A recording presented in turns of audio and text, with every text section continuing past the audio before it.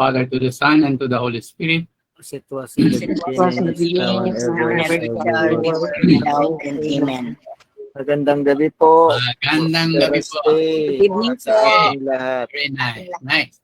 Okay, pag-uusapan po natin ang decline and rise dito sa ating pinag-uusapang church history. At ang mag-i-present po sa atin ay si Brother June. Alright, kung ready na po si Brother June, pwede na po nating pakinggan yung kanyang presentation. Sige po, Brother June.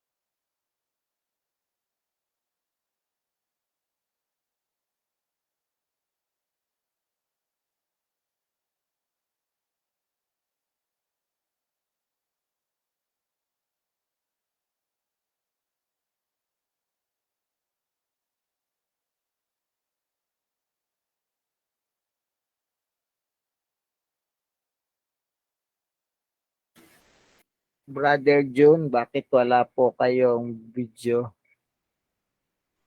Wait lang po. Sandali lang po, sandali lang.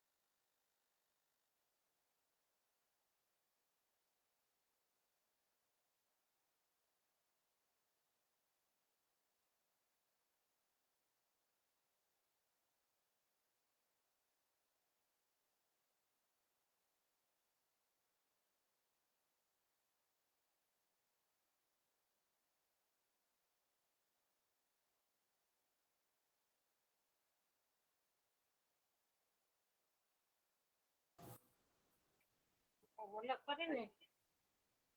Hello, wala pa po?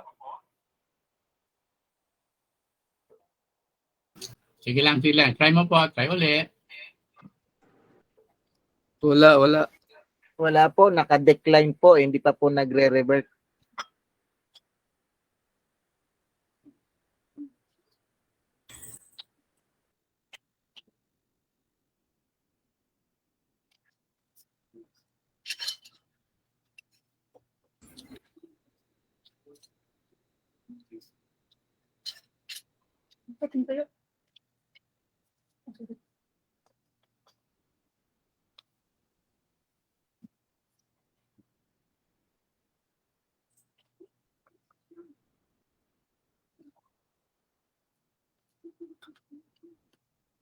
Habang inaantay po natin si Brother June, ang situation natin ngayon ay nandun siya sa Middle Ages. After the Middle Ages, nagsisimula na yung Protestant Reformation, yung Renaissance, yun yung situation kung saan tayo napapaloob ngayon. Yung rebirth na yun ay dahil doon sa Renaissance, pagkatapos yung decline ay dahil doon sa mga situations ng pangyayari after the Middle Ages. Kasi maraming sitwasyon na nangyari na nagbibigay ng mga problema doon sa mga nagdurul mismo. Kahit sa sa Papa, merong tinatawag na bad popes. At yung pag-uusapan natin mamaya pagdating ni Brother June. Right? So, yun po yung yun yung gagawin natin sa talakayang ito. Titingnan natin yung pinaka pangyayari na nagbigay buhay doon sa decline at saka doon sa rebirth. Which actually, dahil nga doon sa natagpo ang mga Greek philosophers, saka yung natagpo ang Abyssinia, saka si Averroes, at yun ay translate ng mga Latin Averroes, kaya nga nagkaroon ng situation sa atin na nagbabago at naging push para doon sa tinatawag na Renaissance. Sige po, Brother John. Good evening po sa ating lahat. Tonight, I'll be discussing with you the decline and rebirth of the Catholic Church, which is part of the history of the Catholic Church. My report covers the years 1294 to year 1450, covering a period of 156. Good evening po sa ating lahat. Tonight, I'll be discussing with you the decline and rebirth of the Catholic Church, which is part of the history of the Catholic Church. My report covers the years 1294 to year 1450, covering a period of 156 years, or 1.5 century. We sometimes hear from historians saying history is a battle between good and evil. Or church, the Catholic Church is not exempt from this truth. I could say that there were times when our church leaders' actions and undertakings were on the wrong evil side. That is our church history of decline. And from that painful blunders, our church was able to recoup and even become stronger. That is our church rebirth. To begin, a troubled time. Like the year 1000, the year 1300 conveniently marked a new era in the history of the church, albeit in an entirely different way, as one of the church's most troubled periods. A Papal conclave. In 1294, after a deadlocked 2 years conclave, the cardinals received a letter of rebuke from a saintly hermit, Peter de Moroni, and in a sudden burst of emotion, proceeded to elect its 80-year-old author as Pope. Saint Celestine V, 1294, was a seemingly inspired solution, but he had lived in his cell for 40 years and proved incapable of governing the church amid serpentine intrigues and abdicated after a few months, the last Pope to do so. The incident is a caution against the attractive assumption that holiness alone is sufficient for a good shepherd.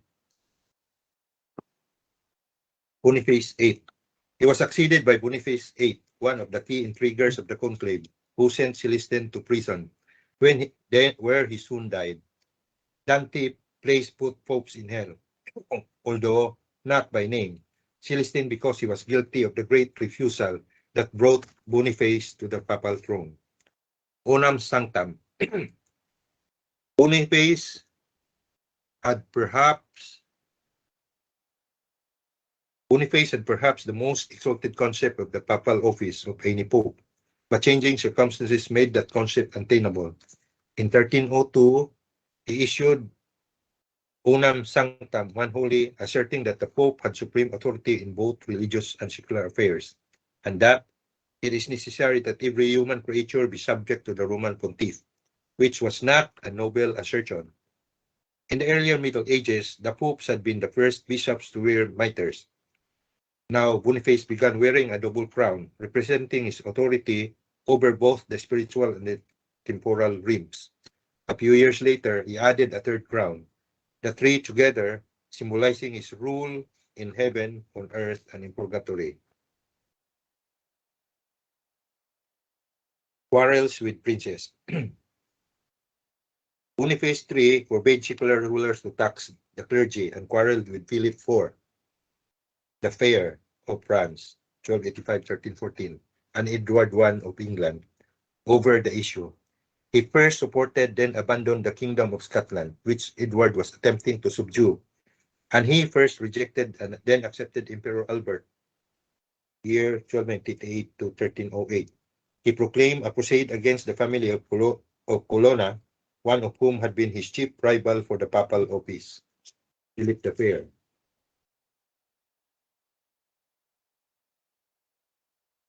Philip IV was a devout man, very conscious of being the grandson of St. Louis, but he was committed to strengthening royal power by any means necessary. Pretending that Celestine was still alive and still Pope, he called for a council to depose Boniface and arrested the papal legate. Boniface issued a bull, Clericis Laicos, for clergy and laity, in which he made the sweeping claim that the laity had always been enemies of the clergy, and he excommunicated not only Philip, but his yet unborn descendants to the fourth generation. Philip sent troops to arrest Boniface, who cried, I will to suffer martyrdom, when they burst in on him at his palace at Anagne. The elderly Pope was struck in the face and briefly briefly kept prisoner until he set free by the townspeople, but he died a month later. The incident at Anagne was able to occur because Philip did not fear the Pope. The effects of excommunication had diminished greatly over time, perhaps mostly because of its use on behalf of the narrow political interest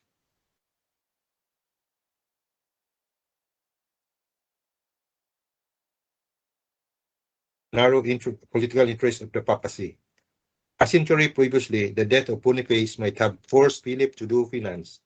But while the murder of Thomas Becket at the hands of Henry II Knights provoked a backlash and made Becket a saint, the mistreatment of Boniface had almost the opposite effect. National states. Significantly, it was the King of France, not the Emperor, who defeated the Pope, since the emergence of the national state was the key political development of the late Middle Ages. Philip's defeat of the papacy also marked the defeat of the larger ideal of a universal spiritual society. For 3 centuries, the movement of Christendom had been toward unity. Now it began to reverse itself, denying the authority of the Church. Philip the Fair had a group of lycists as his advisors, lawyers who claimed that worldly kingdoms were exempt from the authority of the Church and might therefore legitimately take the Church property. Marsilius of Padua, 1343 death, a kind of Averroist,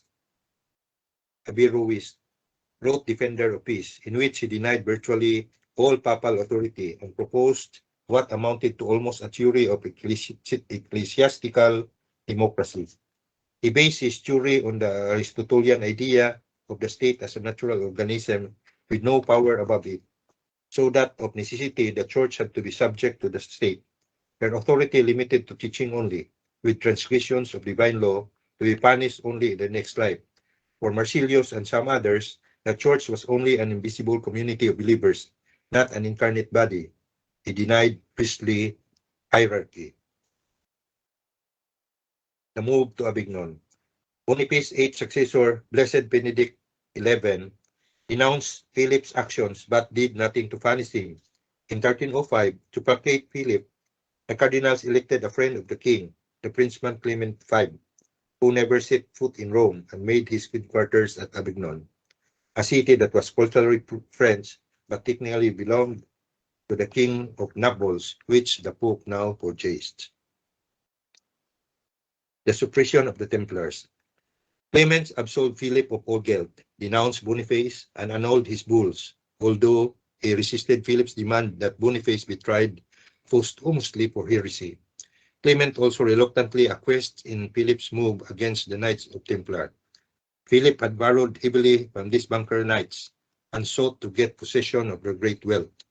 He accused them of blasphemy, heresy, sorcery, and sodomy, and a number were burned at the stake, including Grand Master Jacques de Molay.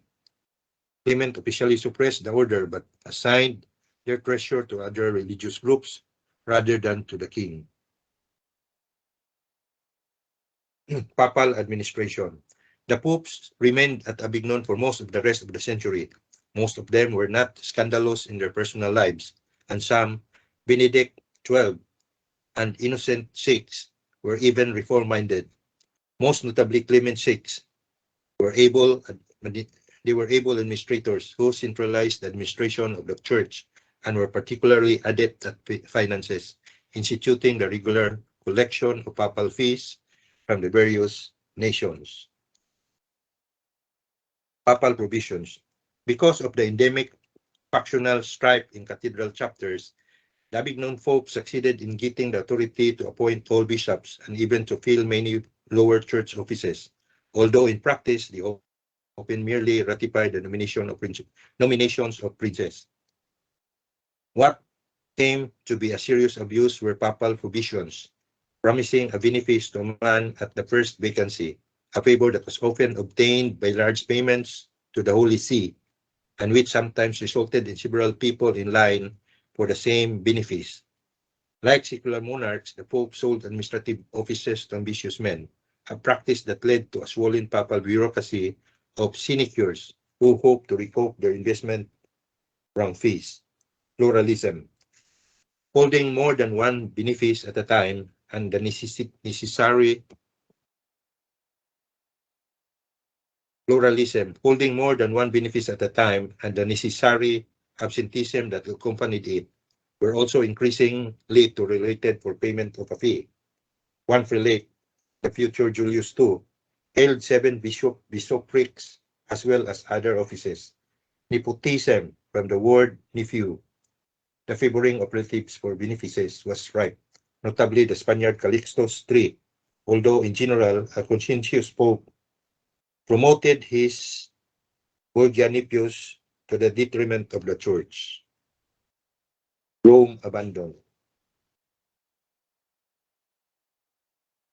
One of the Avignon Pope's greatest expenses was for armies of mercenaries who fought to preserve the papal states in Italy during the Pope's absence.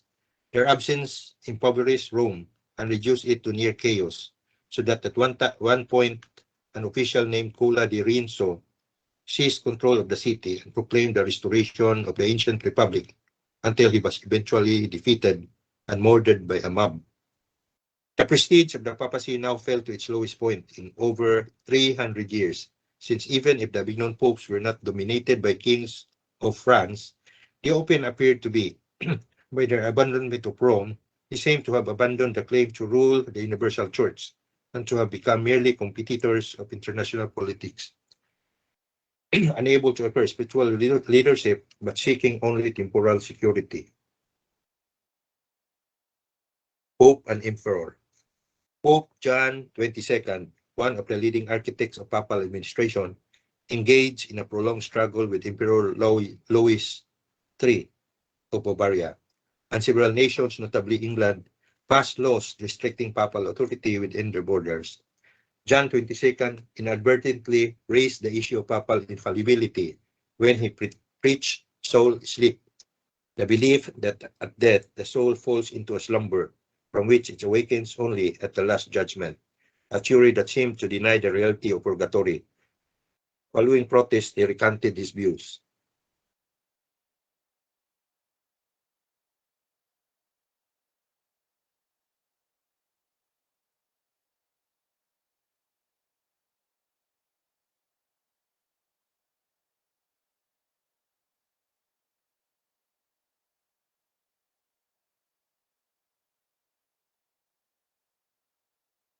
Following protests, he recanted his view. This remains the clearest case in the history of the Church of a possibility of a heretical pope. John expounded this error only in a sermon, not in a formal dogmatic statement. Return to Rome. Saint Bridget of Sweden persuaded the reform-minded Urban V to return to Rome, but he found conditions intolerable and did not remain. Pope Gregory XI, partly because of rebellion in the Papal States, returned to Rome in 1377 at the request of Saint Katherine of Siena, a Dominican tertiary who exhorted him to do his duty. After Gregory's death, the cardinals met in one of the most momentous conclaves in the history of the Church.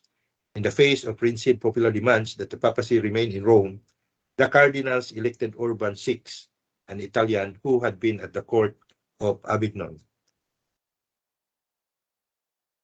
The Great Western Schism. Although Katherine counseled moderation, Urban strongly denounced misconduct on the part of some of the cardinals, perhaps to justify his plan to appoint mainly Italian to the Sacred College. He even had some cardinals tortured. The majority of the older cardinals were French, and they declared that Urban's election had been coerced. They elected another pope, a Swiss, who was named Clement VII, thereby beginning the Great Western Schism that would last for 40 years. Clement returned to Avignon, and the rival popes spent most of their efforts bidding for princely recognition. France naturally supported Avignon, and the empire recognized Rome. In some dioceses, there were actually two bishops, each loyal to a different pope. A third pope. Attempts to negotiate a settlement failed, and in 1408, the supporters of the Avignon pope, including the King of France, abandoned him. The Avignon cardinals then met at the Italian city of Pisa, declared both popes deposed, and elected yet another, John 22nd. The result, however, was that there were now 3 papal claimants instead of 2. The Avignon and Pisan popes after 1378 were considered invalid by the Church. It is indicated by the fact that some of their names and numbers were later used by other popes, notably by John 23rd, 1958 to 1963. Conciliarism. The conciliar movement had its origin earlier in the Middle Ages among canonists and theologians who argued that ultimate authority in the Church lay with the General Council, of which the Pope was merely the agent. An evil Pope, therefore, could be deposed by the cardinals who had elected him, and papal decrees could be appealed to a council. The theory gained a great deal of support during the Great Western Schism, when no Pope was able to govern the Church, and it retained vitality for over a century. The issue had practical implications. Some conciliarists wanted to curtail papal revenues and the right of the Pope to appoint bishops, and it had implications for later democratic theory, in presuming that authority resided in the entire community and must be accepted by that community in order to be binding. Pierre de Ailly, Chancellor of the Sorbonne, a cardinal and one of the most influential figures of the age, was a leading conciliarist, as was his pupil, the canonist Jean Gerson, who was also a Chancellor of the Sorbonne. Gerson proposed a theory by which the Pope functioned as a kind of constitutional monarch under the authority of the General Council, but was able to function on his own authority if necessary.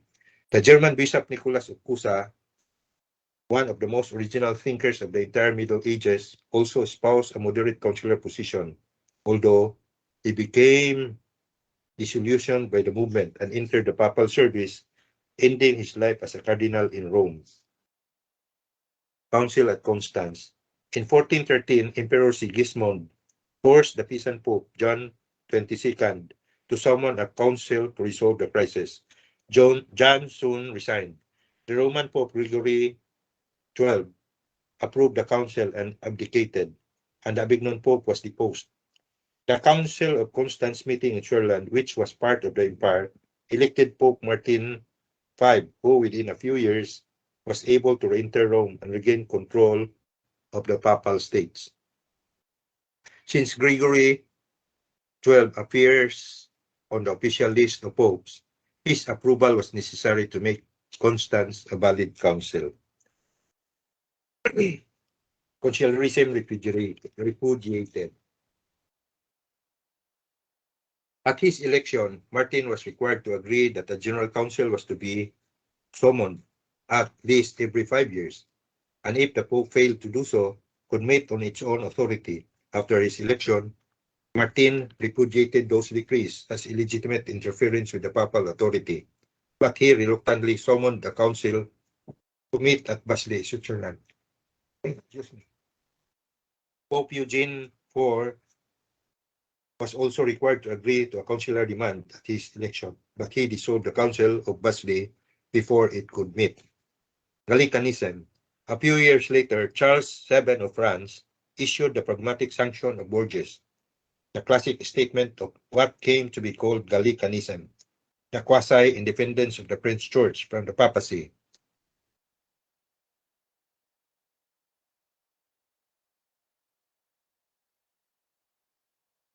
The General Council was declared superior to the Pope, and the King claimed the authority to nominate bishops. Italian politics. As always, the politics of Italy was exceptionally complex and unruly. with popes and emperors vying for control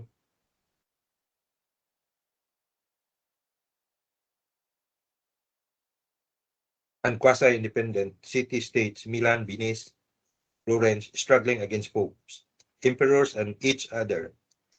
Guelph and Ghibelline factions existed in most of the major cities, and papal armies strove to drive out the former and establish the latter, as well as to increase the boundaries of the papal states. Basli and Florence. Amidst these intrigues, Pope Eugene was driven out of Rome and took refuge in Florence. Unauthorized, a council met at Basli, summoned Eugene to answer charges of misuse of office, declared him deposed for heresy when he failed to appear, and elected an anti-pope, the last in a long history of that phenomenon. Eugene himself then summoned the council that met at both Florence and Ferrara, where he scored a triumph and seemingly to obtain the submission to Rome of the representatives of Eastern Orthodoxy. The Council of Florence-Ferrara also declared that papal authority was directly from God. Decline of Conciliarism. The Basli anti-pope had little support, and the conciliar movement began a slow decline, remaining alive mainly on paper. One of the original adherents of the Basli anti-pope, Cardinal Aeneas Silvius Piccolomini, himself later became Pope Pius II and condemned conciliarism. Conciliarism was an impractical theory, since it was difficult for anyone other than the Pope to summon a council. It was not even certain who had voting rights. Doctors of theology and canon law did so at Constance, and bishops were reluctant to travel to meetings that might last several years.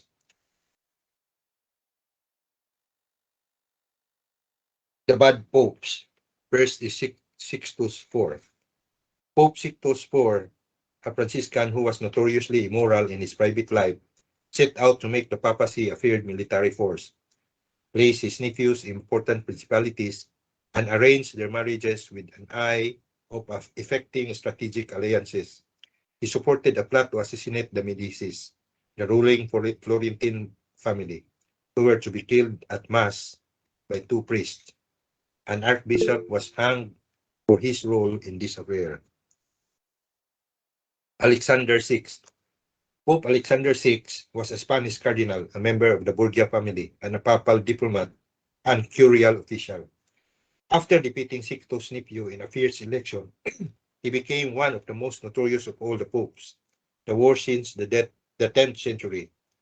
Alexander pursued Sixtus' goal of a military powerful papacy, but he also used his office to favor his children, 8 altogether, marrying his daughter Lucretia to important princes.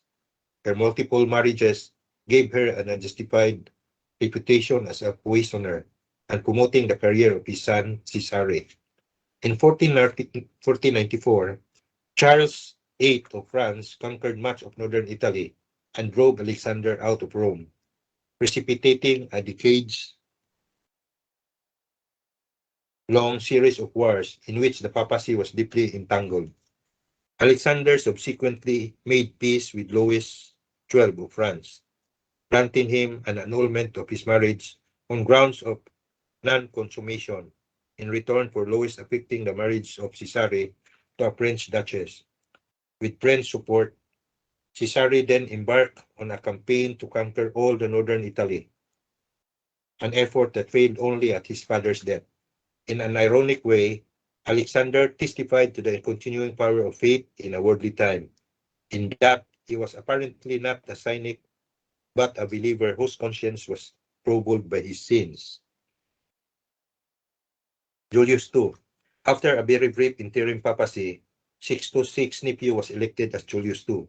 He had no sons of his own and did not favor his family, but he exiled Cesare Borgia to Spain and plunged into Italian politics, regaining lost territories and sometimes himself donning armor and joining the papal armies in the field. Disorder and discontent. Demands for religious reform echoed continuously through the later Middle Ages, but there were only limited efforts to implement it. Anti-clericalism was common. Lay people often denigrated the clergy for greed, lust, laziness, dishonesty, and other real or imagined sins. Usually, people did not lose their faith in the sacramental power of the priest, but sometimes this dissatisfaction led to doubts about Catholic doctrines. Langland. The English poet William Langland, in the vision of William concerning Piers or Peter the Plowman, lamented the decline of Christendom and the defeat of true Christianity by the spirit of ardent selfishness. Like Dante, he was a deeply devout Catholic who was dissatisfied with the ways of the Church. A believer in the papacy, he deplored the failure of papal leadership and mourned the breakdown of the universal order of Christendom. The English Peasants' Revolt.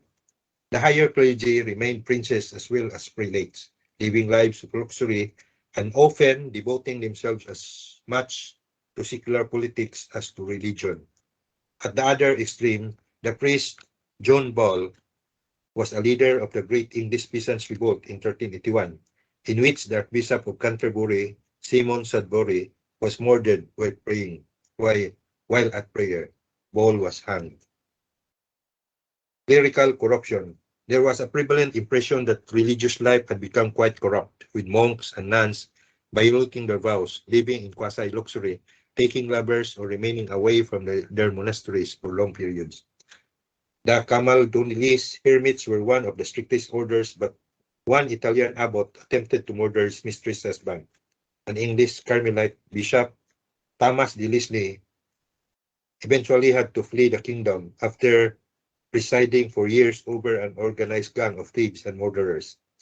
Saint Katherine of Genoa, although herself a Franciscan tertiary, sharply rebuked a friar who claimed that his religious habit showed the superiority of his way of life, and Gerson advised his pious blood sisters to remain in the lay state. Chaucer. In his Canterbury Tales, Geoffrey Chaucer satirized abuses through some of his characters, especially the pardoner and the summoner, two minor ecclesiastical officials who boasted that they could remit any offense for a suitable fee. Against them, Chaucer posed as the character of the parson, or parish priest, whose tale was a straightforward sermon on the 7 deadly sins, fervently setting forth the gospel, teaching about true repentance. The Black Death of 1347 to 1349 was the greatest natural disaster in Western history, a pandemic that first showed itself in a Mediterranean port and spread rapidly northward. It was probably a combination of bubonic plague spread by fleas, dwelling on rats, and pneumonic plague spread by direct human contact. The pattern was irregular and predictable. During the initial outbreak, some cities escaped almost entirely, while elsewhere, whole towns were wiped out. The overall mortality rate was probably about a third of the entire European population within a 2-year period, but the disease then subsided, only to reappear as an occasional local phenomenon for the next 4 centuries. The Black Death increased the use of morbid images on funeral monuments, such as the Dance of Death, a skeleton with a sheath, harvesting souls by pulling them along in a princely line.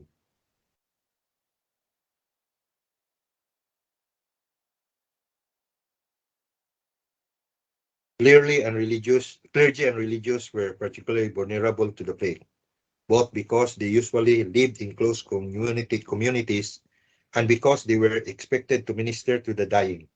The response predictably ranged from cowardly flight to heroic self-sacrifice. The Black Death caused a great shortage of priests, mitigated only by the drastic reduction in the number of laity requiring their ministry, so that to some extent bishops were forced to ordain dubiously qualified men to fill the void. Surfeit of priests.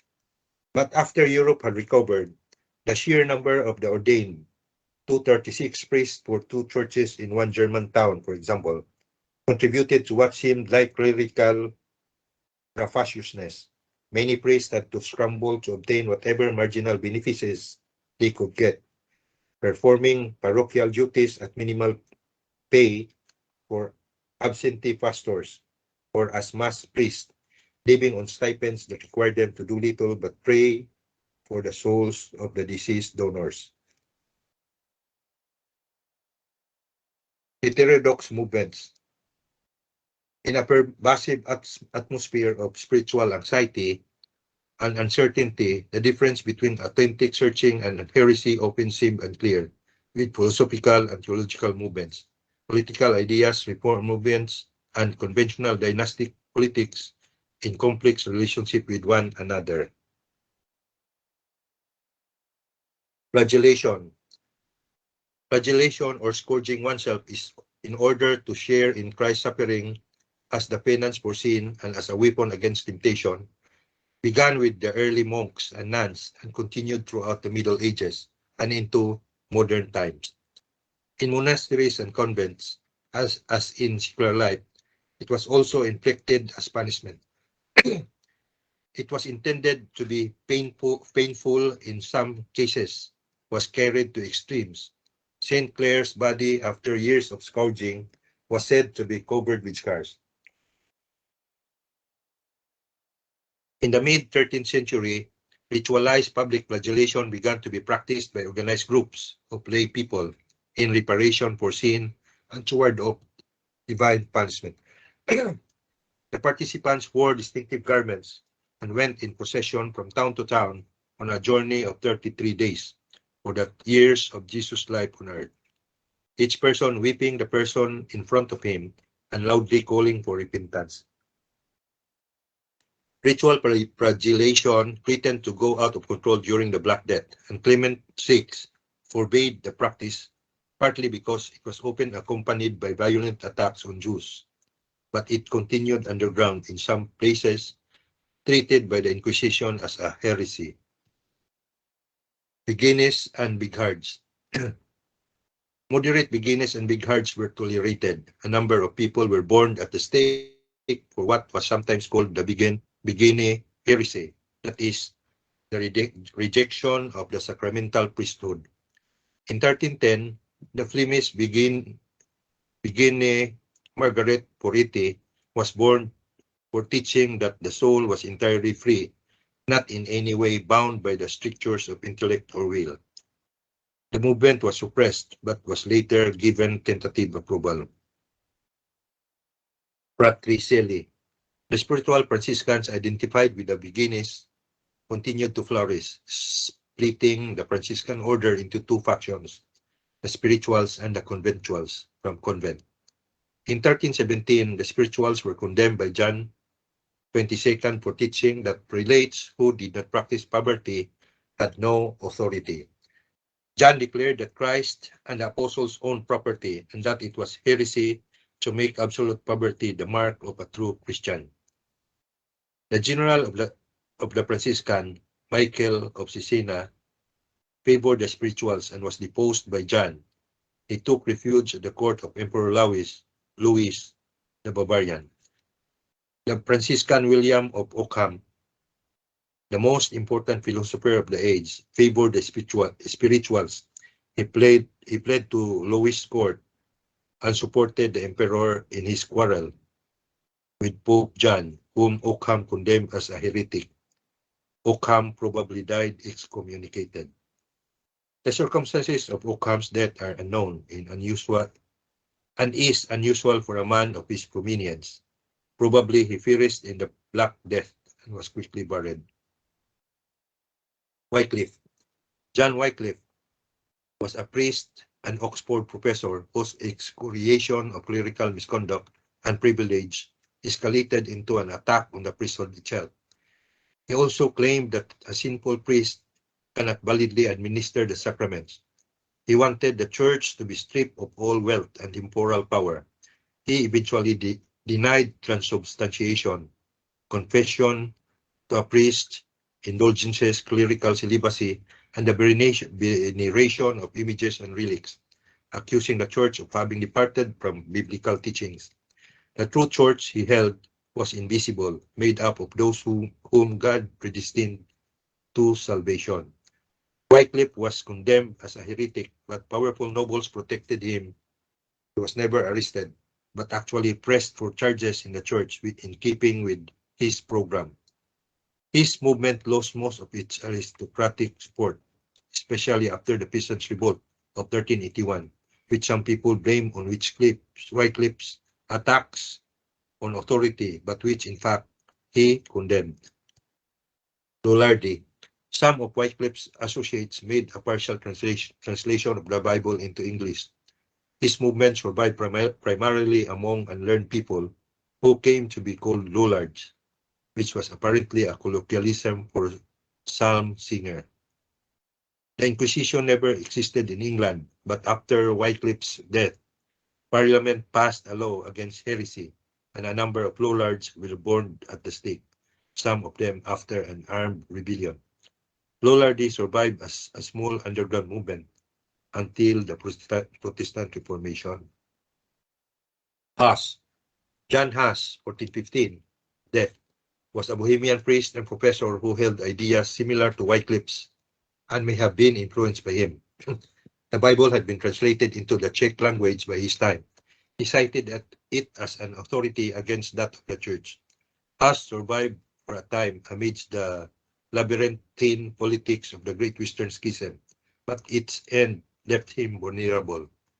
He went to the Council of Constance with a promise of safety by Emperor Sigismund, but the council condemned him nonetheless. He was burned at the stake. His closely associate, Jerome of Prague, following shortly thereafter. Ultra-Quest. The Hussite movement flourished in Bohemia as the kingdom divided along religious lines. Huss followers demanding communion in both kinds for the laity, uncensored preaching, and the abolition of church property, although they remained in formal union with the church. The first of these demands led to their being called ultra-quest, from the Latin word for both. Their heresy being their insistence that the Eucharist was invalid unless communion was administered in both kinds. Taborites. A more radical strain of Hussites were millenarians who called themselves Taborites after the biblical mountain. They broke openly with the church and took up arms against the king of Bohemia, but were eventually crushed.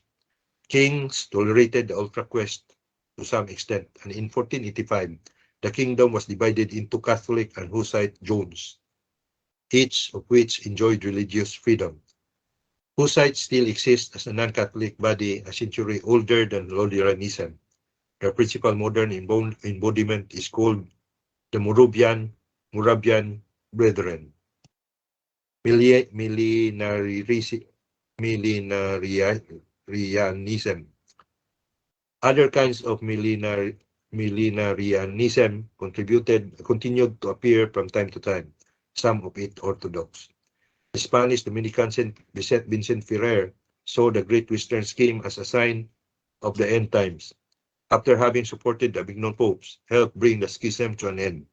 Hans Bohm, the drummer of Niklashausen, attracted crowds to his obscure German town in 1476 by predicting the imminent Second Coming and urging radical social equality. He was put to death. Witchcraft. Belief in witchcraft existed from time immemorial in almost every culture of the world. In the High Middle Ages, it attracted relatively little attention. Two German Dominican inquisitors, Henry Kramer and Jacob Springer, were commissioned by Innocent VIII to study the phenomenon in 1486. They published a highly influential book, The Hammer of Evildoers, previous which beliefs had been made up of scraps of folklore. The Hammer delineated a complex system of practices, such as intercourse with the devil, allegedly engaged in by those mostly women who sold themselves to Satan. As a printed work, The Hammer had wide influence in providing a theoretical account of popular beliefs and in standardizing procedures of prosecution. Over the next 2 centuries, accusations of witchcraft were pursued very aggressively almost everywhere in Europe, as accused witches were closely interrogated and often tortured into confessing satanic practices. Some of those condemned may have actually believed themselves to have magical powers. However, the claim of present-day Wiccans to be continuing the ancient cult is fully fanciful. Witchcraft was under the authority of the Inquisition because it was considered as species of heresy. Some bishops and civil authorities resisted the Inquisition's authority, and the inquisitors themselves sometimes showed skepticism about popular superstition. Those who were convicted of witchcraft were burned at the stake. In England, they had no inquisition. Witchcraft was a crime in civil law, and witches were hanged rather than burned. Spiritual searching. There was deep dissatisfaction of the complexity of the church life. Abstract theology seemed remote from people's spiritual needs. The hierarchy was immersed in worldly concerns. Canon law was a bewildering system of legalism that seemed to exist primarily for the purpose of granting exemptions. The liturgy was celebrated in such a way that the laity stayed at a distance, and the elaborate network of piety involved innumerable kinds of devotions to innumerable saints, seeming almost to exclude the possibility of direct access to God. God near and far. Paradoxically, late medieval Catholicism, on the one hand, seemed to make God inaccessible by requiring the believer to navigate a complex system of doctrines, laws, and practices, and on the other hand, seemed to make him overly accessible as necessary, responsive to successful navigators. But in the midst of all the spiritual confusion, the latter Middle Ages was also a deeply religious time. Traditional piety. Traditional piety still had great power.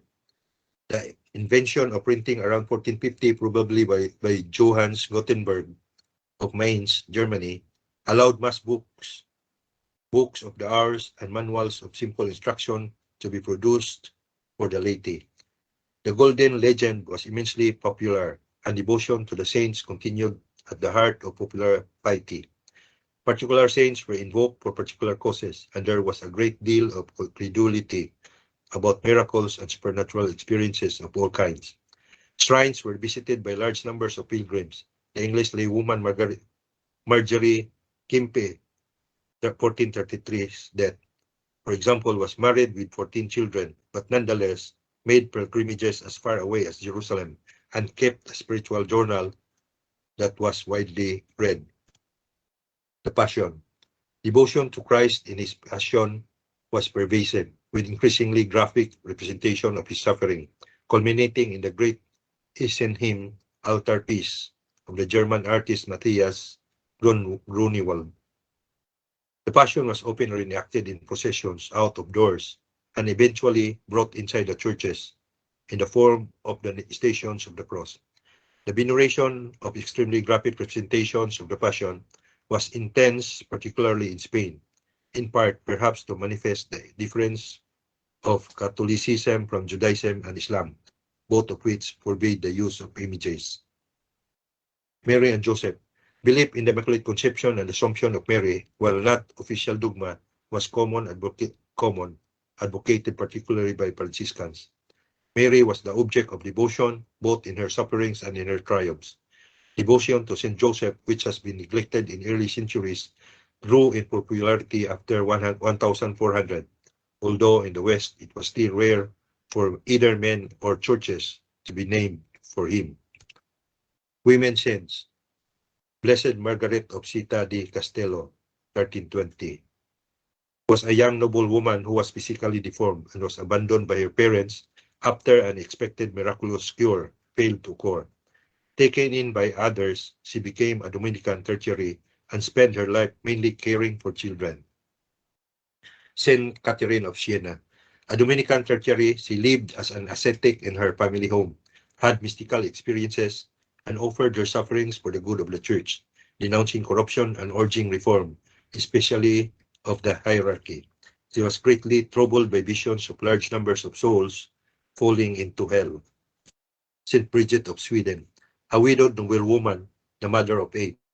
She founded a religious order named after her, that continued the otherwise obsolete practice of double monasteries of both men and women under an abbess. Bridget justified the arrangement on the grounds that Mary had presided over the apostles after the Ascension. Like Katherine, Bridget was a mystic who enjoined the Pope to return to Rome. St. Francis of Rome was widowed after 40 years, gathered a group of women who work among the poor without vows or a formal community. St. Katherine of Genoa, 1510. She was forced into marriage, separated from her husband, then reunited with him. He supported her charities, and she attracted a number of followers. Joan of Arc, the most extraordinary saint of the age, indeed of any age, was Joan of Arc. As woman and visionary, she was not unusual on the role of the saints. As a peasant, the story of her life went completely contrary to the society of her time. Leader of men. Throughout most of the 14th and 15th centuries, England and France were engaged in the 100 Years' War, which was essentially an English invasion of France.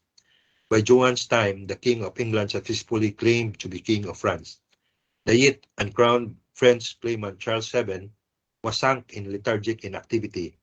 Joan appeared at his court, claiming to have heard voices of saints commanding her to instruct Charles to mount resistance against the invaders. He sent armies into the field with Joan accompanying them in armor and rallying their spirit. The armies had sufficient success for Charles finally to be crowned a witch. But the complexities of feudal politics were such that Charles' greatest vassal, the Duke of Burgundy, was allied with the English. Joan was captured by Burgundians, turned over to the English, with Charles doing nothing to rescue her. Was tried by an ecclesiastical court made up of Frenchmen in league with England. From the English standpoint, her claims of supernatural revelations could only be evidence of sorcery. She was therefore tried as a witch. She confessed under pressure to being an impostor, but then repudiated her confession and was burned at the stake. Henry VI. The English king under whom Joan was executed, Henry VI, was a weak but pious monarch who was deposed and killed during the civil conflict called the Wars of the Roses. He himself came to be popularly venerated as a saint. John of Capistrano, an administrator in the Papal State, he separated from his wife and entered the Franciscans, of which he eventually became Minister General, reforming his order and scathingly criticizing the corruption of the clergy. He was sent to Bohemia to help suppress the Hussite movement, and while there also instigated measures against the Jews. A few years before his death, he personally led a battlefield charge that routed the Turks at Belgrade. The Eucharist. Devotion to the Eucharist flourished even though sometimes independent of the reception of communion by adoring the sacred host in a monstrance.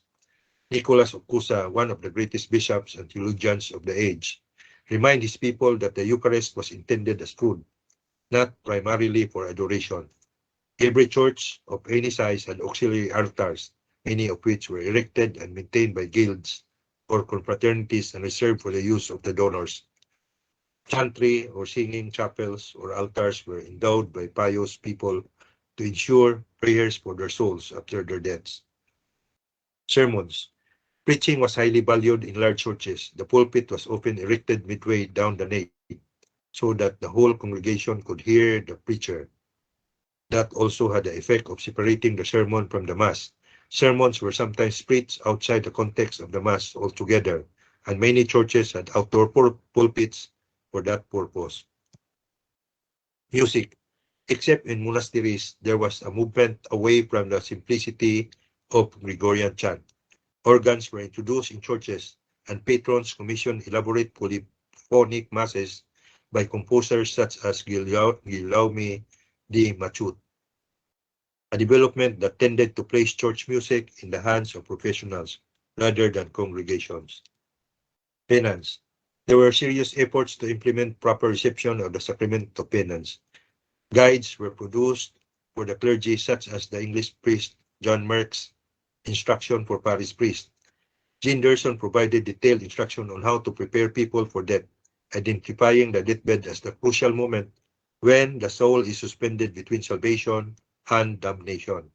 Extreme unction or last anointing was usually administered only when the recipient was thought to be near death, and it was crucial that he make a final confession. Indulgences. In life, prudent people endeavor to gain indulgences that would alleviate their sufferings in purgatory. Such indulgences could be applied to the souls of those already dead. The last will and testament was also crucial in that it was the legator's final effort to set his affairs in order, especially by proclaiming his faith, making gifts to charity, and providing for prayers for his souls. To die intestate was thought to show that the deceased had been unprepared. The Holy Year. In 1300, Boniface VIII announced the first Holy Year, a year of jubilee, pilgrimage, and the forgiveness of debts and offenses. 200,000 pilgrims visited Rome. A century and a half later, the jubilee was still so popular that a limit had to be imposed on the time pilgrims could remain in the city. Martyrdom. One crucial element of classical sanctity was no longer attainable. Those who were orthodox in their beliefs had little prospect of martyrdom, although some devout souls admitted that they longed for that opportunity. It was now mainly heretics who suffered from their faith.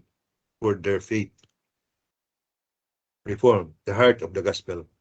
Much of the religious spirit of the age expressed itself outside formal church structures, although not necessarily in opposition to them.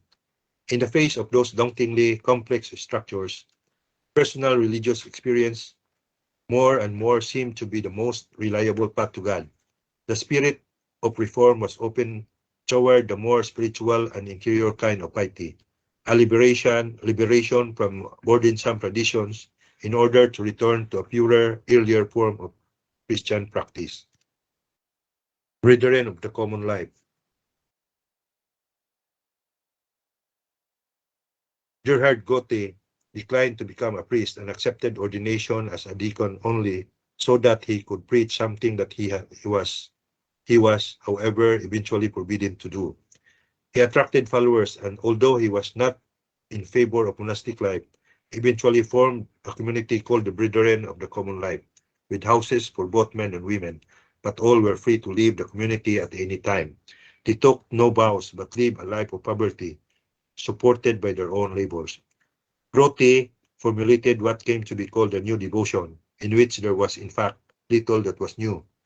Its novelty lay entirely in its simplicity, in contrast to the complexities of scholastic theology and elaborate forms of piety. Thomas Kempis.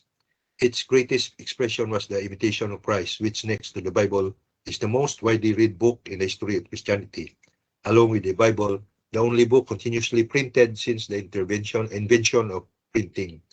Kempis urged his readers simply to follow the teaching and example of Jesus in the Gospel, the spirit of humility, charity, and submission to God's will.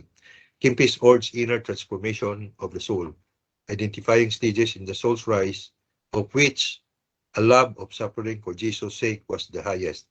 Men were to live always in expectation of imminent death. The last part of the book was an extended meditation of the Eucharist, in which Kempis urged the frequent reception of communion. The book in many ways seems to have been intended for monks and nuns. There was little of value in the world that could not be found in the monastic cell.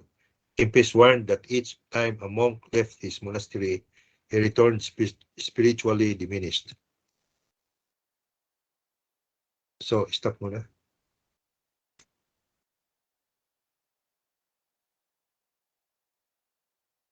Calvinism. There is a distinct note of anti-intellectualism in the work, as Kempis repeatedly warned, that of itself knowledge might be sterile, whereas a heartfelt effort to do God's will was salutary. Whereas for Aquinas and other scholastics, a virtuous act was any act motivated by the intellect's assent to truth. and the will's decision to act accordingly. 14 Peace. Actual emotion was necessary sign of authenticity. The penitent should shed real tears and experience desolation.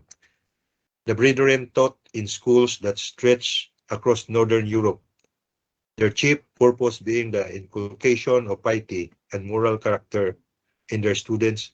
Great emphasis was placed on reading the Bible. Mysticism.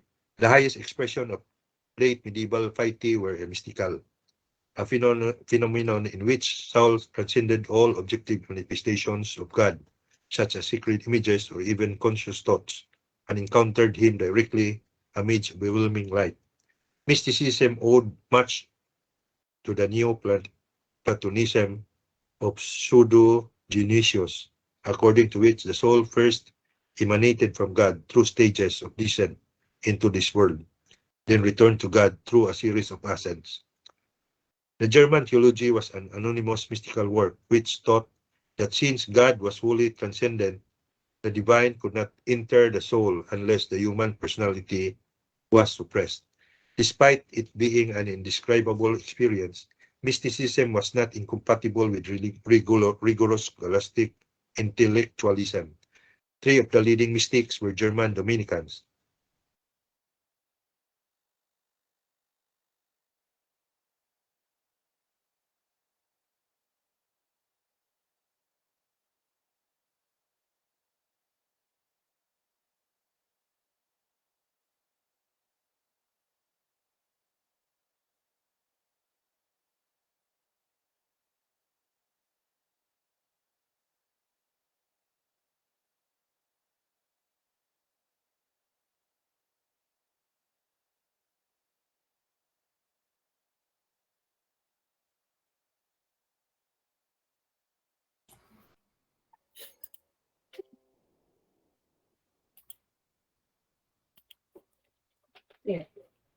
To continue with my presentation, Machiavelli.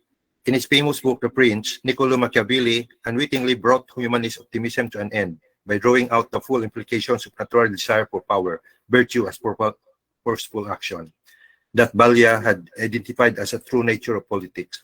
Machiavelli was the first political thinker to ignore the moral basis of politics and to offer instead a purely realistic analysis, a picture of a world without higher law.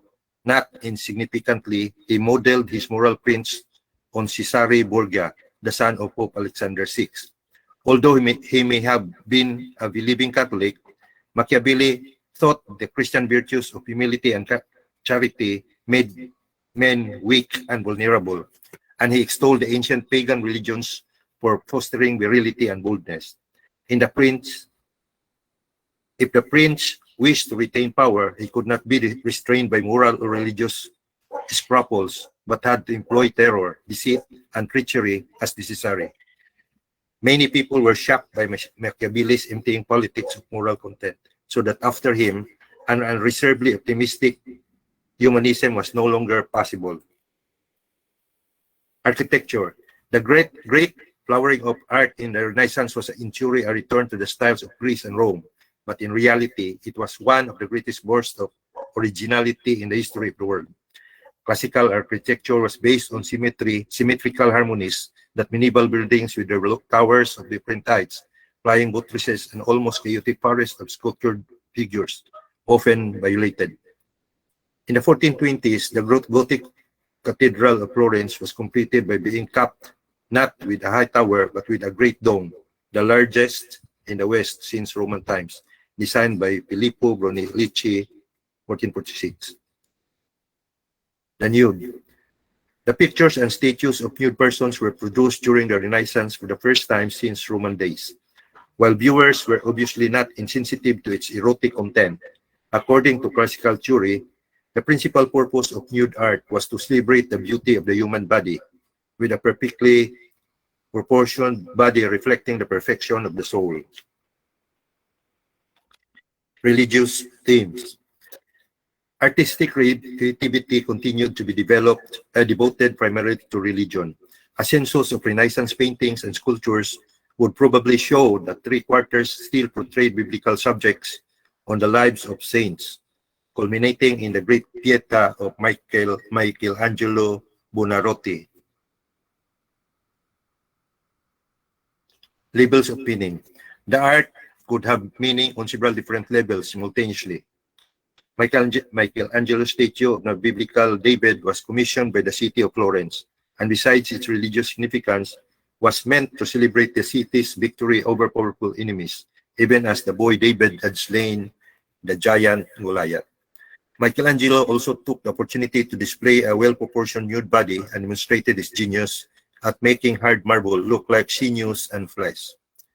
Later, on the ceiling of the Sistine Chapel in the Vatican, named for Sixtus IV, who had it built, Michelangelo painted the unfallen Adam as a perfect human specimen. His muscle body displayed to fullest advantage as he stretched out his arm to touch the finger of God, who himself appeared as an impressive human figure. Papal Patronage.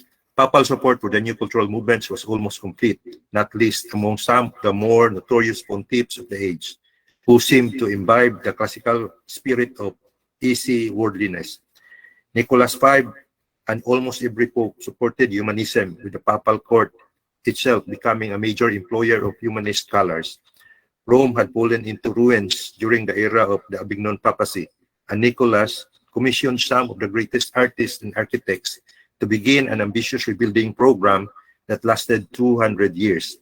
He moved the papal headquarters from the Lateran to the Vatican and turned the Vatican Library into the greatest collection of manuscripts in the West. Rome. Around 1500, Rome began to supplant Florence as the artistic center, with more and more artists placing themselves under papal patronage.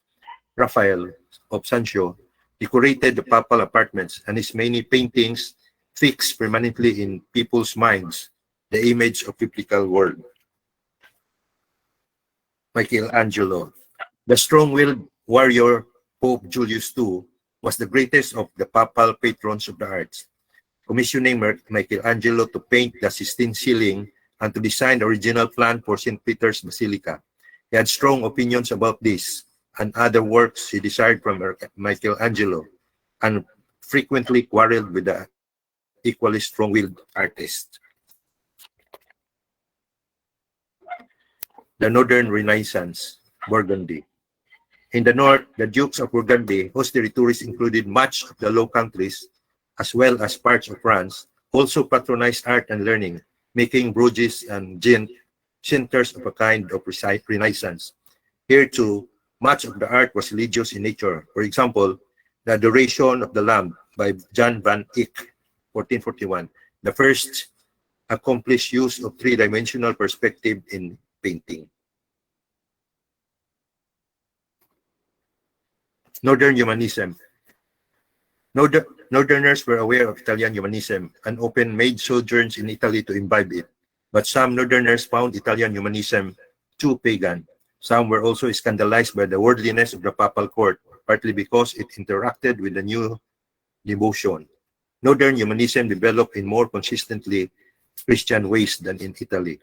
This had the consequence of Northern humanists were often sharp critics of the church, and even sometimes crossed into heresy, as Italians seldom did.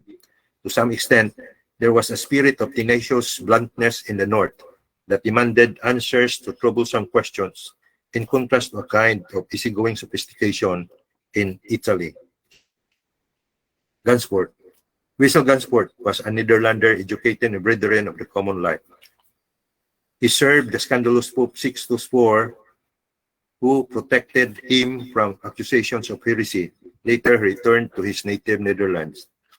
Gansport epitomized the uncertainties of the age. Under the influence of certain mystical writings, he exalted the power of divine love, which draws everything to it and renders lesser things unnecessary.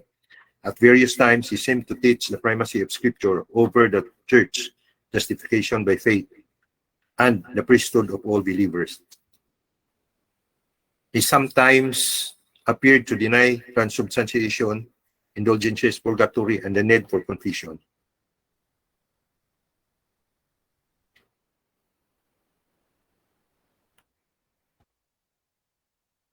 Desiderius Erasmus. turned his attention away from purely literary pursuit and to the Bible itself. He became the prince of humanists and the most influential intellectual of his age. He was of illegitimate birth, his father probably a priest. Educated by the brethren of the common life, he imbibed their devotion to simple biblical piety, but found their spirit overly rigid and narrow. He entered a branch of the Augustinian, but found monastic life also too constricting, and left to become secretary to a bishop. His canonical status remained irregular for many years, until he received papal permission to live in effect as a layman. Erasmus was the rare scholar who was capable of preaching a general audience, those who knew Latin but were not specialists. He questioned through satire many aspects of traditional Catholicism, the superstitions of simple people, the hypocrisy of monks and nuns, and academic theology. No one skewered clerical misconduct more effectively than Erasmus, especially in his praise of folly, which ridiculed both clergy and laity, the high and the low. In the anonymous satire, Julius excluded, attributed to Erasmus, the worldly Julius too was denied entry into heaven because St. Peter did not recognize the bellicose pontiff. Erasmus wrote a treatise on the education of the Christian prince that was an anticipatory reputation of Machiavelli, emphasizing the need to inculcate Christian virtues in the prince from an early age so that he would rule entirely for the good of his people, with no thought of his own glory. Like Colette, Erasmus thought the prevalence of war among Christians was the greatest betrayal of the gospel. A master rhetorician, he was deliberately ambiguous about his real thoughts. From his satires, many people inferred conclusions that Erasmus himself did not state forthrightly. Example, not only was the monastic life corrupt, it was not an authentic Christian vocation. Not only did sacramental ritual foster credulous superstitions, it was an obstacle to faith. And not only was the great edifice of formal dogma remote from the spirit of the gospel, it was a distortion of Christ's teaching. Some of those who drew these conclusions condemned Erasmus as a heretic, while others welcomed him as a liberator from religious tyranny. The Greek New Testament. His principal life's work was the recovery of what he considered authentic early Christianity, especially the fathers of the church, by making use of the tools of learning. Although he favored vernacular translations of the Bible, his greatest achievement was the edition of the Greek New Testament, based on the best manuscripts he could find and published alongside the Vulgate. His Greek text did not differ from the Vulgate in any crucial way, but it raised two nagging questions: whether for centuries the Bible might have been misunderstood because no one in the West had access to its original text, and whether scholars like Erasmus could question doctrines and practices on that basis. Philosophy of Christ. Erasmianism became a reform program with fluid boundaries aimed at the simplification of the Christian life, made possible by a direct encounter with the gospel as originally written. He called it the philosophy of Christ, a deliberately paradoxical phrase in that Christ was not a philosopher in an academic sense. Thomas More. St. Thomas More, a friend of both Colette and Erasmus, was an English layman who entered the service of King Henry VIII, partly in order to fulfill the humanist hope of marrying wisdom to power. More was unlike Erasmus in his very traditional kind of piety. He lived in a Carthusian monastery and was powerfully attracted to the monastic life, eventually abandoning that idea, perhaps because he did not feel able to live celibately. More championed humanist learning. His best work, Utopia, Now or Nowhere, was an account of a fictional society that, even though lacking Christian revelation, was based on principles of natural justice and shamed Christians who, despite the benefit of the gospel, had done worse. Printing. The intellectual life of the West changed dramatically in the 1450s with the invention of movable type. This allowed ideas to be spread far more rapidly than was possible through the painstaking copying of manuscripts by hand. Parts of the Bible were naturally among the first products of the new invention. And as the Middle Ages came to an end, a biblically based Christian humanism stood at the center of the troubled religious life of Northern Europe. Dito na lang po ang report ko. Thank you very much. Thank you very much, Brother June. All right. We still have 39 minutes. So I can give you 15 breakout room. Pagkatapos, balik tayo dito for any questions that you may have on the presentation. Andali lang po.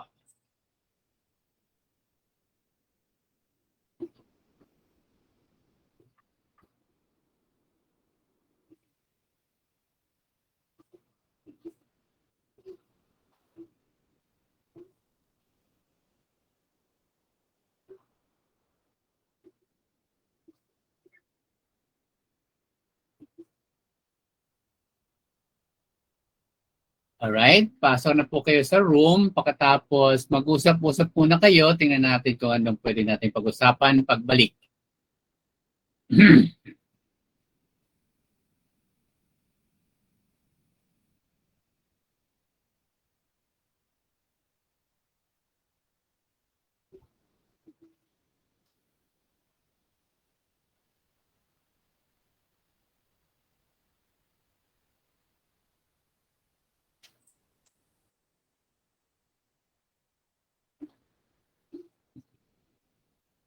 Yan, lapit na lapit yan dito. Ang iring. Iring.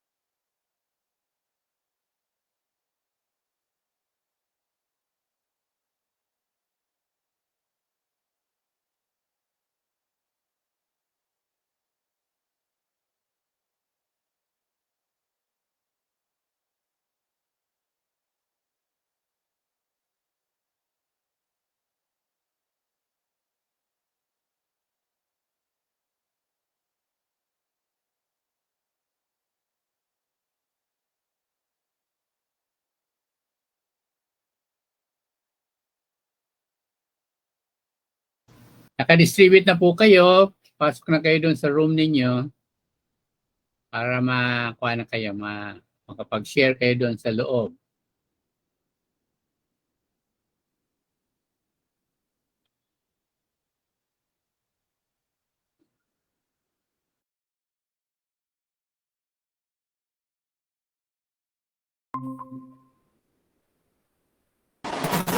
Kayo po malinaw, pero yung kanina wala.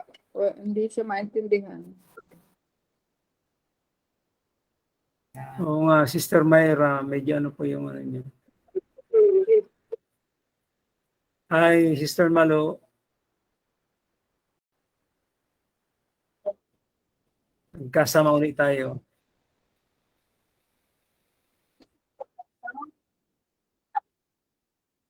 Ay, maulan ba dyan sa inyo? Sa amin,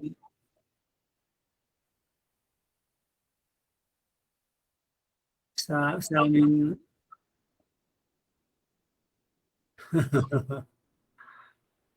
sabi,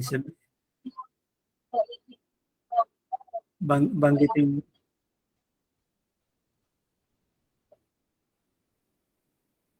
Ako binabasa ko, Putol-putol din nga talaga. binabasa. Oh, may mga portion talagang putol-putol. Parang nagluloko yung connection ng internet, parang gano'n. Yun ang pag-intindi ko pa.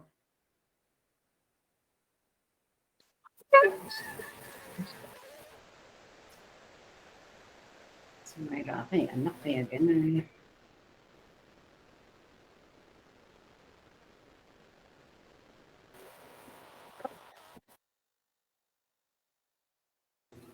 Pero ang ano yata, pinaka-topic niya, ano, yung tungkol sa ng mga pope, ano.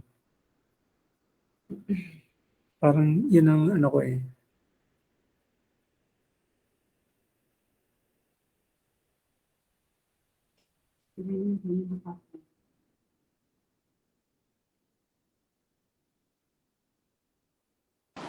Marami hong topic din siya. May mga king and queens. Meron Oo pa si Michelangelo. Hindi ko Wala. siya ma-relate dun sa history ng church. Paano kaya yun? Meron kaya silang may bibigay na link kung saan pa pwedeng magbasa para madagdagan yung ating kaalaman sa history ng church? Ang pagkakalam ko po sa class, nag-enroll po ba kayo sa classroom? Kasi kung nag-enroll po kayo, actually andun po yung ano yan eh, yung reading materials. Doon po niyo makakuha sa classroom. Yung sa in defense of truth. Yun ba yun? Ay, ano po yun, yung in defense of truth, kay ano po yun, kay brother. Recording yata ito ng mga sessions natin, di ba? Doon nakukuha.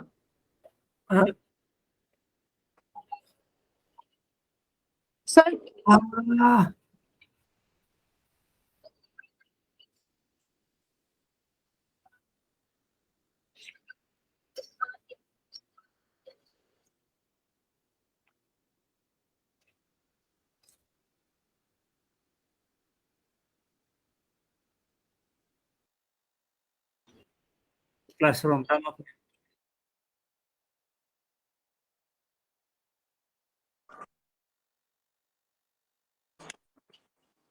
Pwede po kayong Ano ibig sabihin nag-enroll? Nag-enroll naman ako, nagpa-enlist ako, di ba? Kasama naman ako sa mailing list. So, Ay, kasama po kayo doon. Kung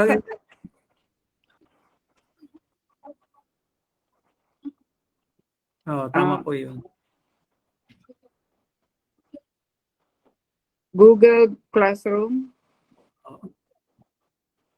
Para mas mabasa niyo po talaga yung lahat ng mahaba lang po kasi kino-condense na po yun ng speaker.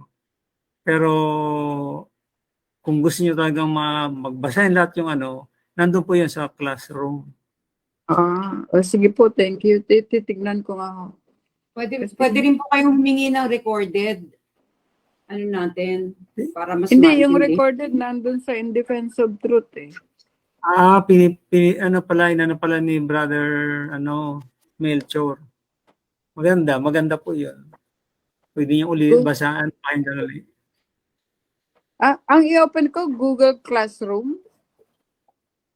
Tapos paano ko hanapin yung para dito?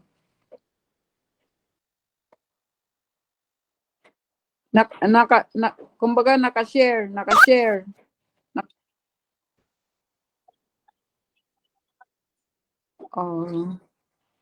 Halimbawa po ngayon, church history.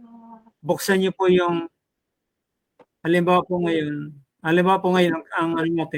ang subject po natin ngayon ay church history. Yung pang bubuksan ninyo. Sige po.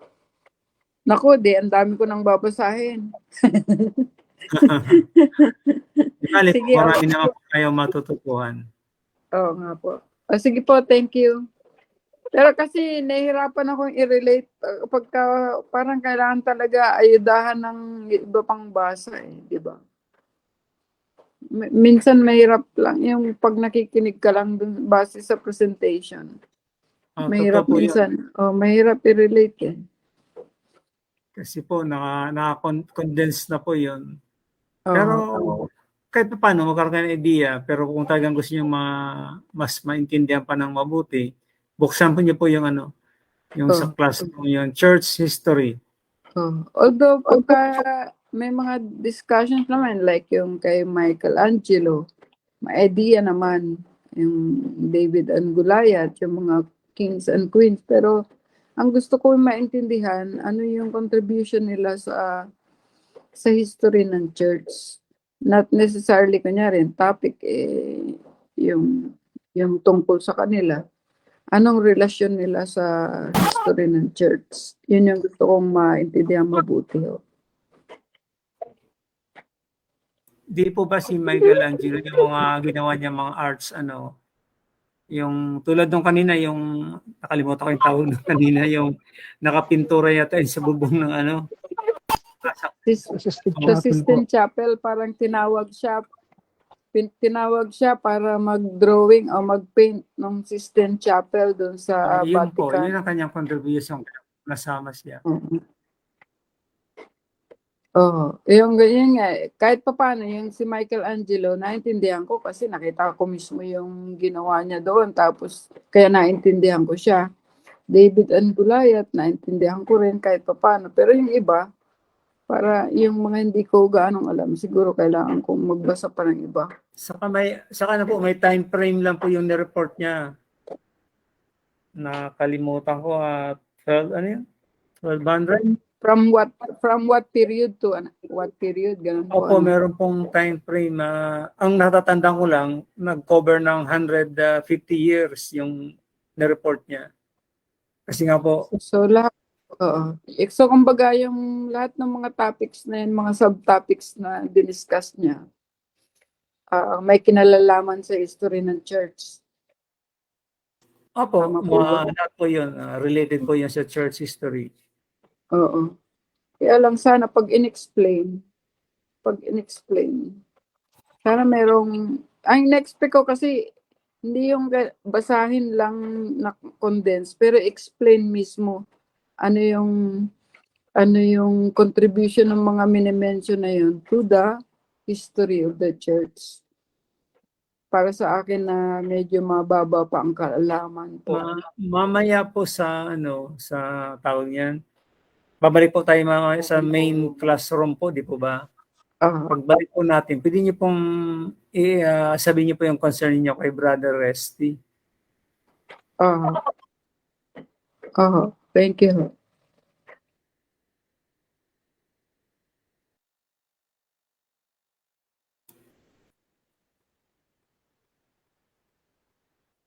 May iba po ba kayong gusto pang i-discuss? Pero yung kung talagang gusto niyo po, Sister Regina po ba? Regine. Reggie. Si Brother Resty po yan. Pwede niyo pong masabi kay Brother Resty po yung concern niyo. Ano po yun? Mamaya na. Ilabas yun lang. Pag nandun tayo sa plenum. Ano pa? Po.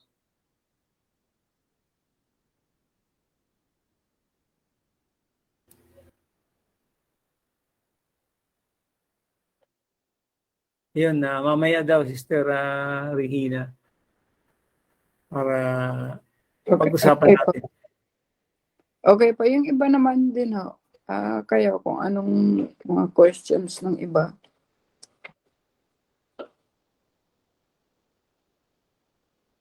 O pinapabalik na po ba tayo? Hindi pa po kasi kusang makakat po itong usapan natin. Automatic po yan. Pag time out na Oh, yes po.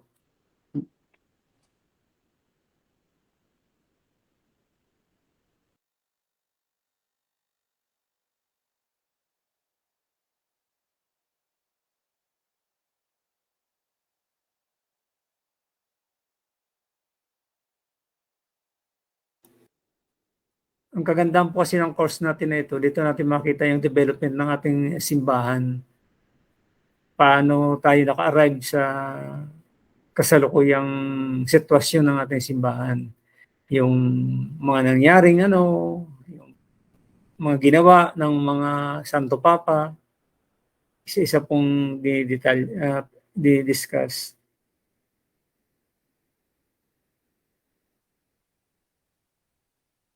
At bawat speaker po, yun may time frame na dinidiscuss.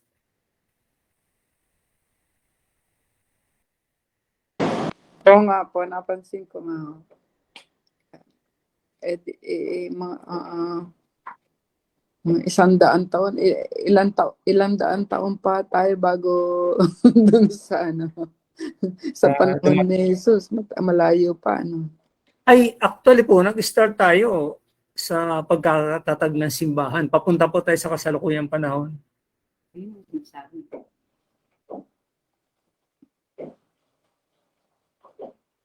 Hello, Sister Myra. Hello po.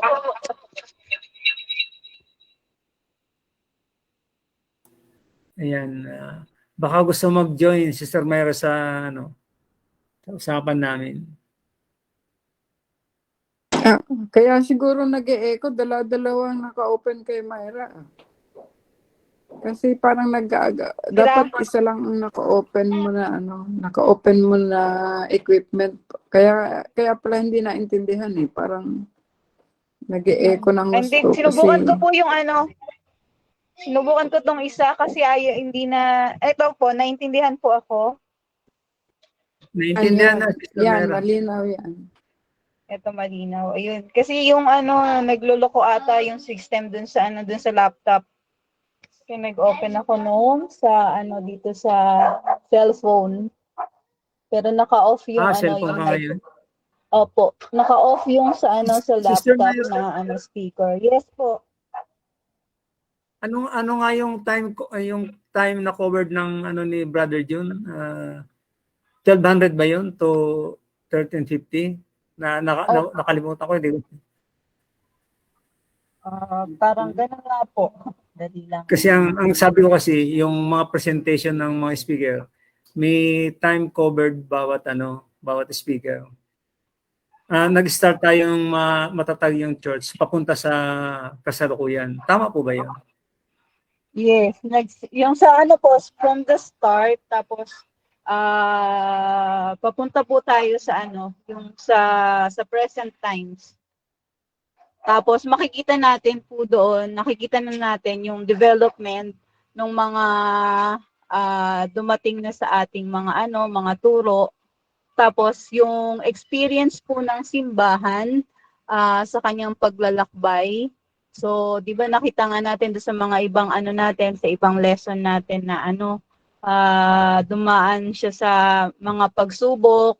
Tapos makikita natin yung bagamat may mga napipili na mga leader, yung namumuno sa simbahan, gayon pa rin naman nakikita rin natin yung kanilang kahinaan. Pero sa kabila ng kanilang kahinaan, merong mga dumadating o may tumutulong din sa kanila upang patuloy na maging inspirasyon po para patuloy na maglakbay, na maging matatag ang paglalakbay ng ayon dun sa sa aral at turo ni Jesus. So, yung diniscuss po sa atin, isang period kung saan nakita rin natin yung paglalakbay ng simbahan. Meron siyang point na maganda, merong point naman na hindi rin kagandahan. So, isa dito yung kay yung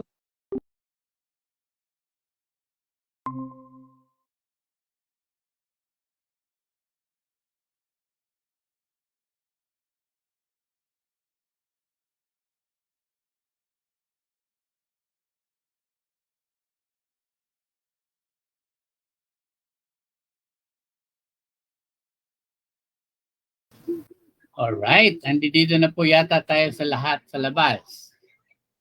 Alright, meron pong tanong. Pwedeng sagutin yan kahit na sino. Si po, ang tatanungin ko naglatag po ng church history, si Brother June ba yun? Yes po. Brother June,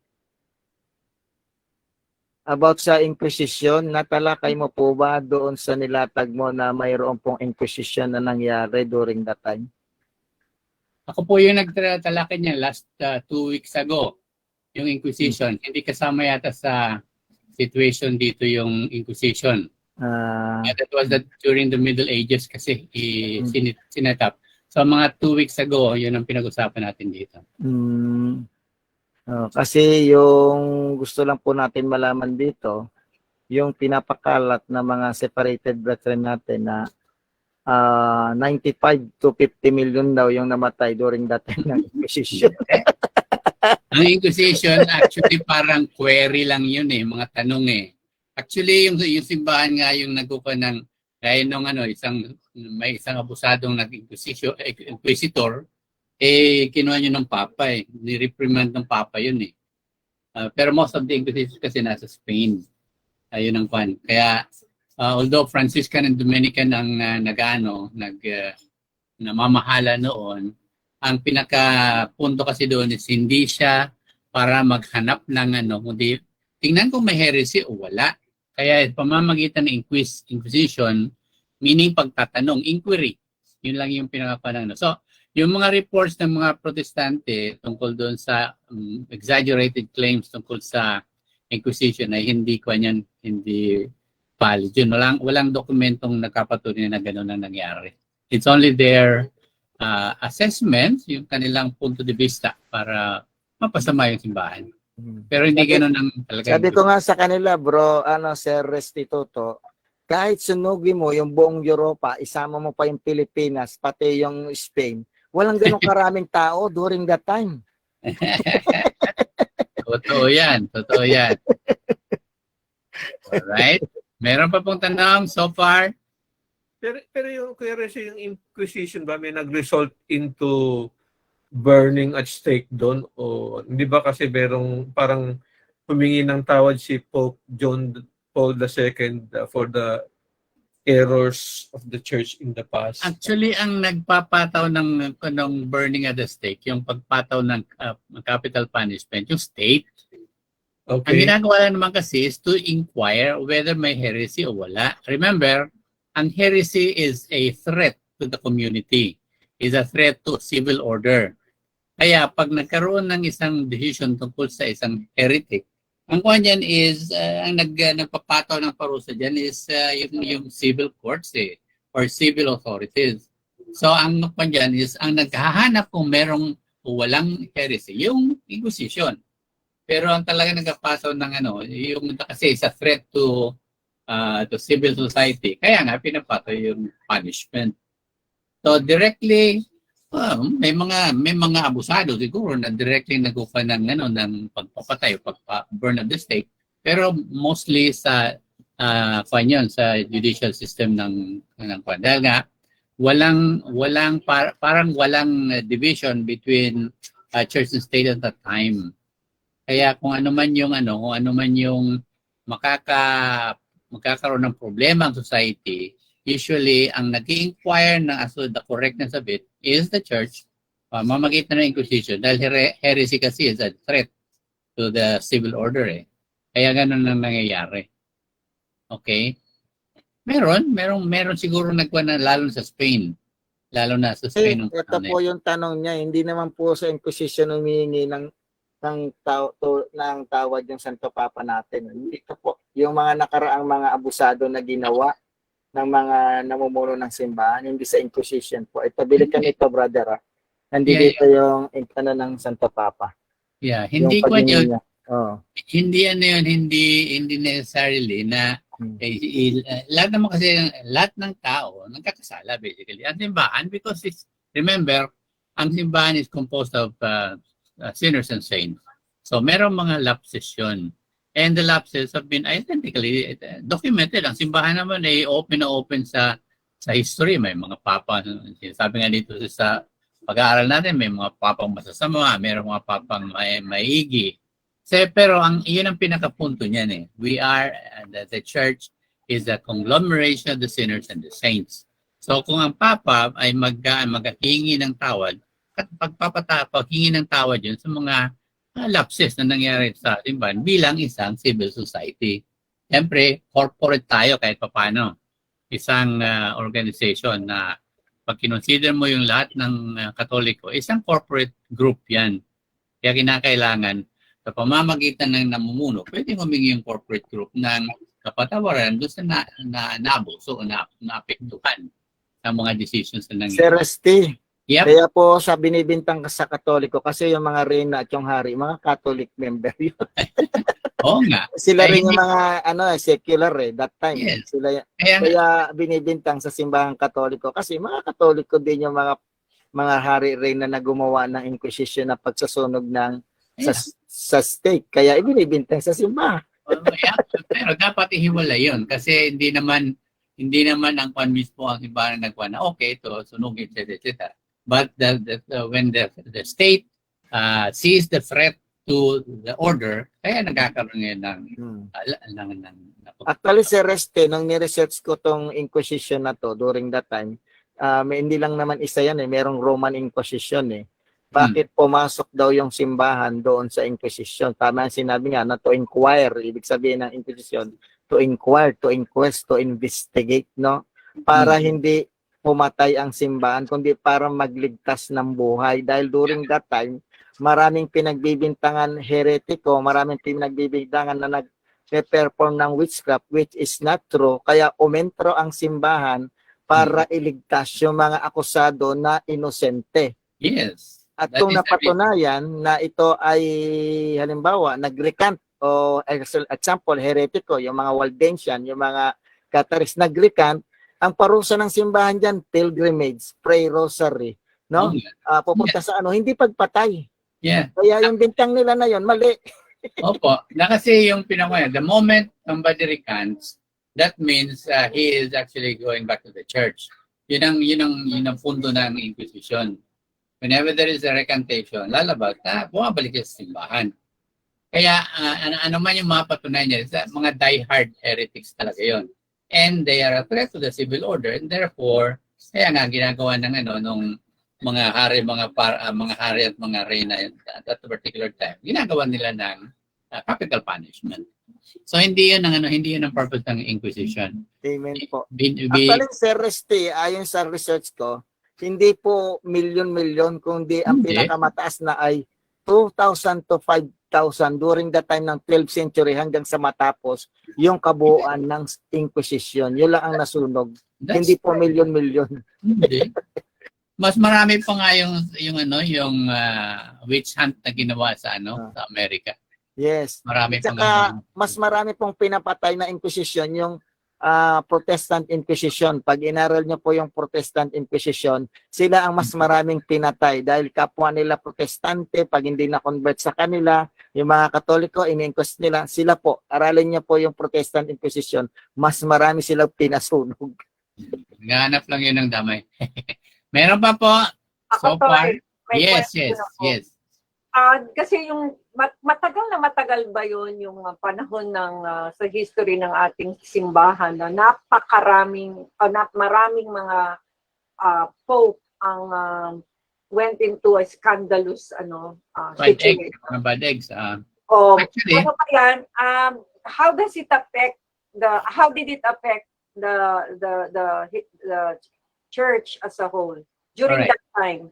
I was just wondering, paano, doon ba yung panahon na napakaraming taong nagkaroon ng talagang sobrang, kasi di ba, yung rise ng Protestantism, has it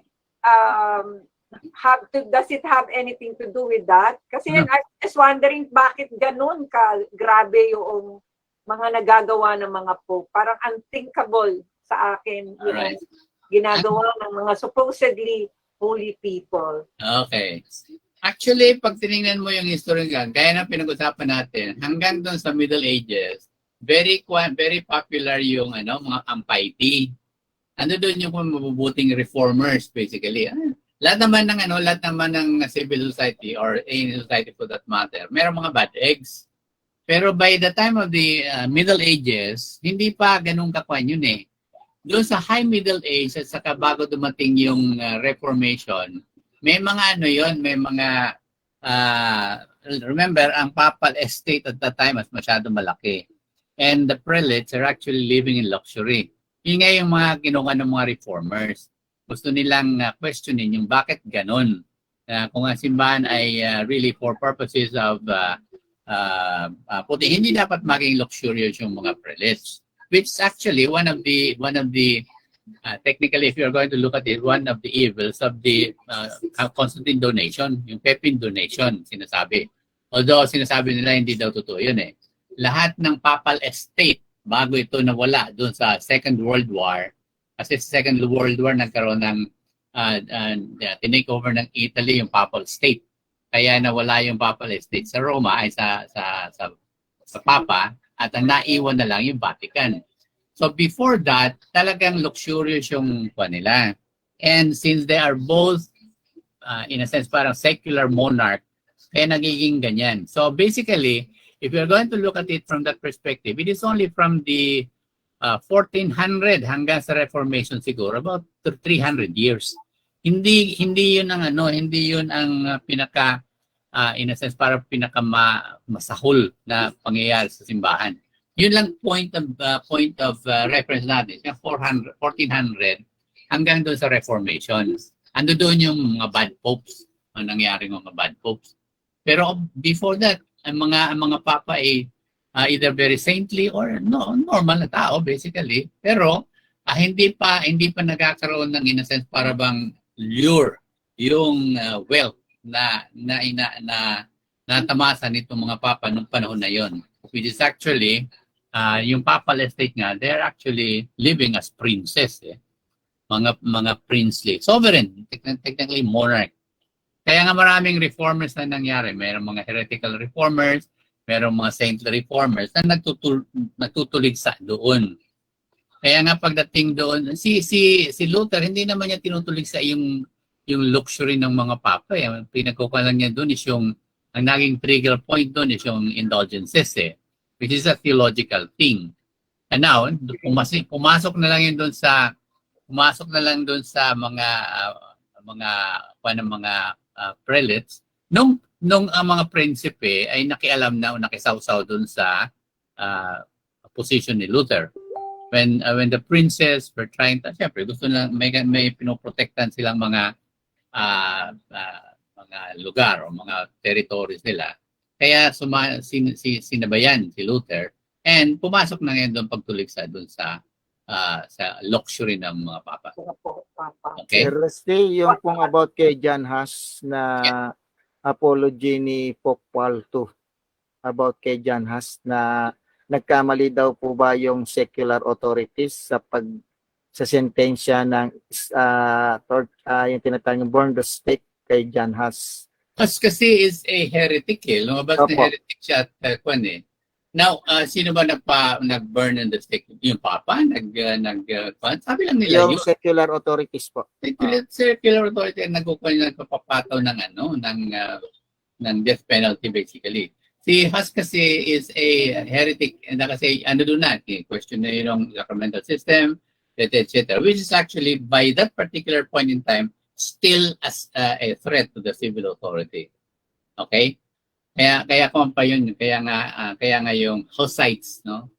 The Hussites. Yung kaso po ni Joan of Arc, that time, pinagbintangan tong heretic, pero ideklara at kinanonize to as a saint ng ating Santo Papa.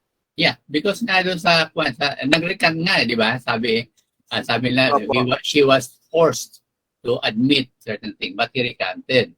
Kaya nga sa pamamagitan ng history mismo, kung ano nangyari doon kay Joan of Arc, nakikita nyo, na-declare siya ng dahil at particular point in time, ang France at saka yung England ay talaga nag-aaway. And yung mga alipores ng England na nandoon sa Papal Court at sa court ng France, very weak king kasi yung involved. Kaya nga nung mahuli si Joan of Arc, dinala doon. And remember, England is also a Catholic country at that particular point in time.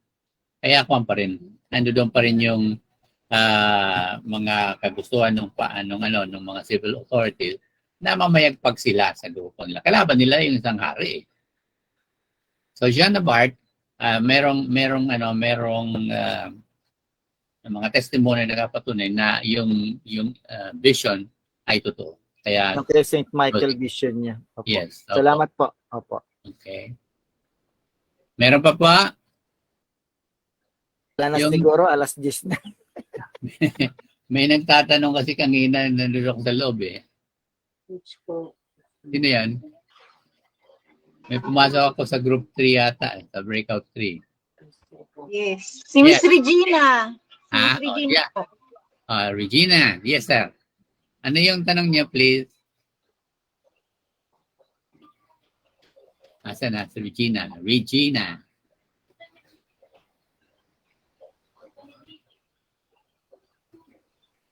Wala. Ano yung tinatanong?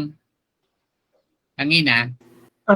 Actually, Brother Rusty, ano lang, yung unang concern niya, kung paano raw siya makakapasok sa classroom dahil gusto niyang basahin yung ano, ang tawag niyan, yung lecture ngayon. Kasi, yun. Gusto niya mabasa daw ulit. Hindi, mamaya may i-upload. Nakukuha niyo ba yung ina-upload ni Monica? Nakukuha niyo ba yung ina-upload ni Monica? Regina, yes. Yung ina-upload ni Monica kasi nandoon sa classroom. Alam niyo naman yung pagpasok sa classroom. Type niyo lang classroom and then hanapin niyo yung church history. Pag nakapasok ka na doon, pwede mo nang i-download yung mga nandoon sa loob. Pag may problema po, yeah. Alright, paano ba papasok sa classroom? Pupunta ka lang doon sa classroom. Doon sa Google yung siyam na dots. Click mo lang yon, pwede kang pumasok, hanapin mo yung classroom. And pag nakapasok ka na sa classroom, since naka-enroll ka naman, pwede mong i-download lahat ng nandun. So long as you're enrolled, pwede mong i-download lahat ng nandun doon. And usually pagkatapos ng meeting o pagkatapos nitong meet-up, siguro mga 2 hours later, pwede nang pinupost na yun ni Monica. Okay pa? Meron pa pong tanong so far? Salamat po. Alright. Kung wala na po, di pwede na tayong mag-closing prayer. Tingnan natin kung ano yung natin.